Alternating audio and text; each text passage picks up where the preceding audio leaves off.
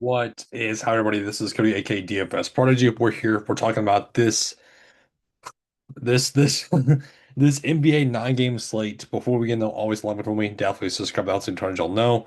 I believe we have a couple teams on a back-to-back, like the Knicks. Um, so we need to watch and see how that game goes. Um, so we just yeah. So some things could change, obviously. Some things could certainly change. And I believe the Celtics are also, yeah, Boston and Memphis. Yeah, Celtics are on a back-to-back here. So before we end, always like when we definitely subscribe to LD Turn as y'all know.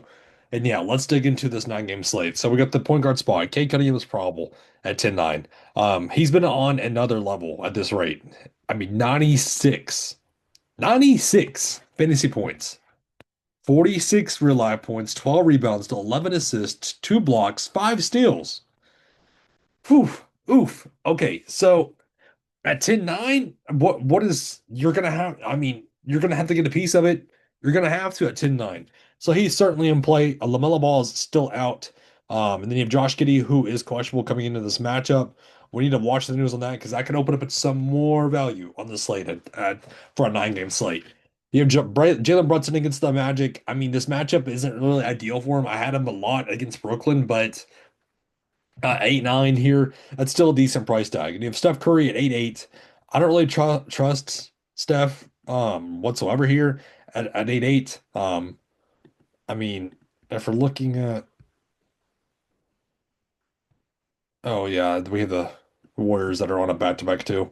Um Sorry, yeah, I didn't realize that we had the Warriors, yeah, on a back-to-back. So that game is yet to kick off.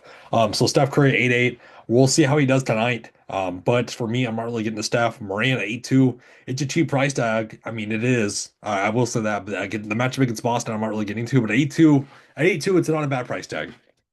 You have Ben Thompson at 8-1. Great spot for him. I like him against Washington. Drew Holiday, I love him against the Pels. You can certainly get to him at only 7-5. Derek White, I don't expect him to sit out on a back-to-back.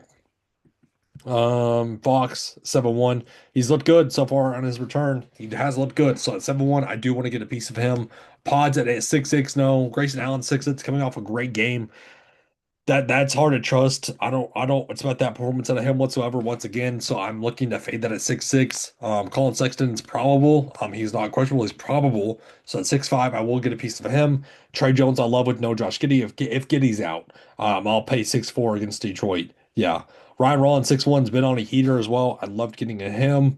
Peyton Pritchard, CJ McCollum. I do not trust CJ McCollum. I do not trust that at all.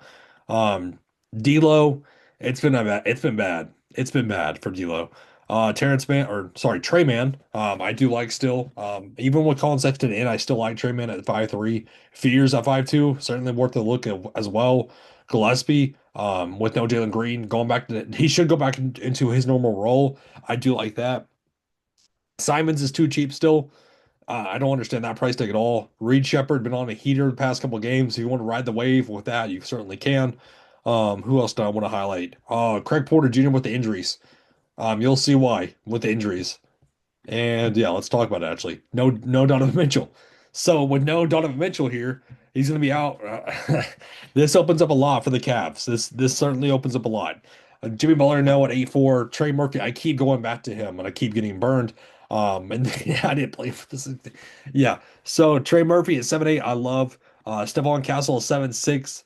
Him and De'Aaron Fox, I like that dynamic here at 7-6 against Golden State. I will play some of Hawkins Jr. 7-3 smash spot for him with the injuries on the Cavs. Norm Powell, how much do they go to Jaime Jaquez personally?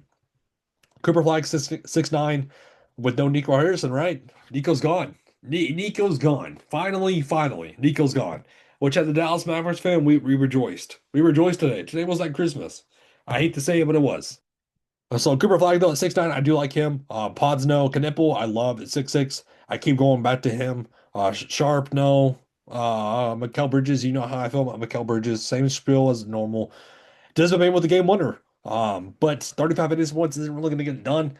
At 6'2", though, you can certainly throw him in the player pool, and you can certainly take a look at him. Keyshawn George, oh, it's been up and down for him. It's been up and down, but at 6,000, he's worth a look. Coward, I talked about it with him. Um, He's continuing to look good at 6,000. I'm gonna play some of him. Hoarder had a great game. Against Detroit. I love that. We talk about Trey Man Ayo. I will certainly will look at with no Josh Giddey if Giddey is out. Rashard's overpriced. Duncan Robinson 5,000. He just needs to get that shot going, that 3-point shot going. Because if he is, he's gonna hit value. He's gonna hit. It's gonna happen. Who else do I want to highlight? Lonzo Ball. Lonzo Ball at 4-5. This is the spot. With no Donovan Mitchell, it's his time to shine. So at 4-5, I do like him. Reed Shepard, we talked about. Sion James, I want to highlight it again. Seeing solid minutes. It's just the production hasn't been there. Oh, Klay Thompson, too. 17 minutes. I mean, the downfall of Klay Thompson needs to be studied. It needs to be studied. But, anyways, 3-8, I do like. So let's go to small forward. Jalen Brown, 8-5. Why is the price tag not going up higher? Can somebody tell me why the price tag's not over 9K yet for Jalen Brown? Why? Oof.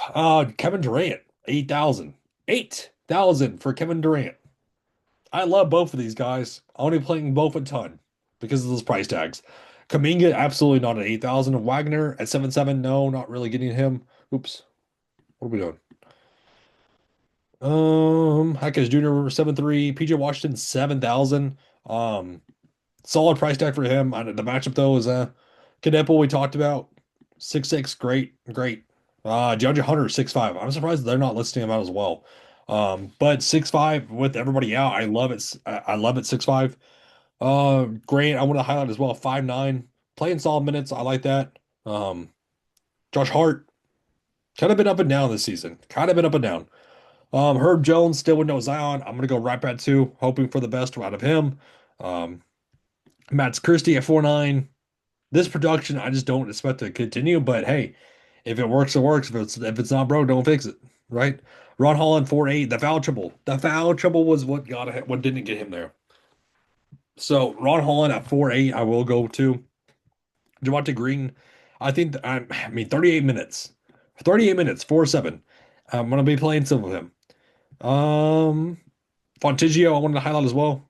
16, 18, 19 minutes. Solid. Let's go to power forward. So power forward, Giannis and 80. 80 is questionable. We need to watch the news on that because I can impact Najee Marshall, I think, the most. And the center rotation. But you also have Giannis right here against Charlotte in a smash spot. I'm going to be playing a lot of Giannis. Karl-Anthony Towns, 9,000. I really like the spot for him. I'd rather go to Denny at 8,7 in a better spot against the Pels. Miles Bridges, 8,6. I do like. Um, who else? Andrew Wiggins, 6'8" against Cleveland. With the injuries on Cleveland, it's certainly worth a look. Dylan Brooks, 6,000. I'd rather go to him than Grayson Allen. I just trust Dylan Brooks a little bit more. Um, Jovic, 5'3", solid plays. Solid play, 4'7" and 5'2". The price tag it needs to be up a little bit more. But yeah, I like him. I like Kuzma at 5'2". Coming off a great game, 26 real life points. Queen with Misi back is what's interesting to me. I think I'm still gonna go to Queen. I think it impacts Sadiq Bey the most. But yeah, they're both playing great minutes. I like both. Tari Eason at 4 I think is still too cheap as well. Um, and who else? Who else? Who else? Yabusele, man. From opening night to that, it's wild. Center, Victor Wembanyama, 11-6. Great spot. Great spot for Wembanyama because there's so if Al Horford's out, I mean, he should return, but if he's out, this is going to be Wembanyama's time. Still without Horford, though. I still love Wembanyama. Segun, great spot for him at 9-3. I can't get enough of him. Jalen Darden's questionable. Bam Adebayo, he won't play. So that's going to open up a clear wire, even more at 6'5", who I do like. That is a cheap price tag. Mark Williams, I like at 6'5" against Dallas. On the flip side, I'll be going to Daniel Gafford at 5'1", and with no Derek Lively. Isaiah Stewart's doubtful. So that opens up Ron Holland, like I said, like we talked about. Oh, Cleveland, I want to talk about at 5'4" against the Pels. I like him. That's a cheap price tag for him. Kalkbrenner against Milwaukee, he's going to be in the player pool. Vucevic, I wanted to look at 7'9". If there's no Isaiah Stewart and Jalen Duren, is he questionable or is he probable? Probable, yeah. So he should be playing. At 8'3", I mean, yeah. Jared Allen 6'3" with no, let's say, if we want to look at something, Evan Mobley's out. So let's talk about the Cavs here. Dean Wade gross as 4-1. We have Larry Nance, Jared Allen, Thomas Bryant. Yeah. So Jared Allen, I think would be the biggest benefit. So at 6'3", I do like that. But anyways. Yep. So that's the 9 game slate for me. That's kind of where I'm looking at. So keep in mind injuries can happen tonight. I'm getting this video out before the game for these 3 games kick off. So keep in mind injuries can happen, and it can impact the slate. But I'll have the cheat sheet up pretty soon. So anyways, that breaks down the slate process though. Thank you for tuning in. I'll be great and safe rest of the night, everybody. Have a good one.